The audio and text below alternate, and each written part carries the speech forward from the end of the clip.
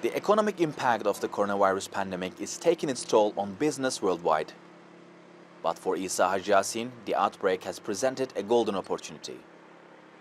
The engineering student from Ramallah had one food truck before the lockdown measures were imposed. With restaurants forced to shut and the rise in demand for outdoor dining, his fleet has doubled.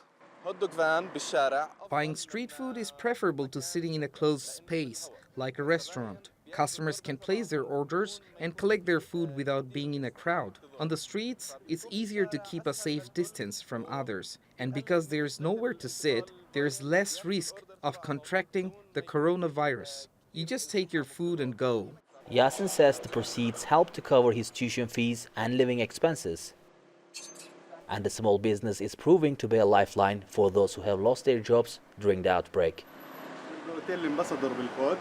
I used to work at the Ambassador's Hotel in Jerusalem, but because of the coronavirus, the hotels are closed. There is no tourism. So I looked for work in Ramallah. I knew Isa and started working at the hot dog van. There were no other opportunities at hotels or restaurants. This hot dog van may put food on the tables of Isa and his 6 workers, at least for a while. But many Palestinians aren't as fortunate. More than a quarter of them were already in poverty before COVID-19. The World Bank says that figure is likely a lot higher now, especially in the occupied West Bank. The Palestinian authorities expect to face a funding gap of over $1.5 billion this year, up from $800 million in 2019. But labor officials say small businesses are helping to bridge some of that gap. We aren't that worried because we have noticed that market is moving towards small enterprises to create new job opportunities.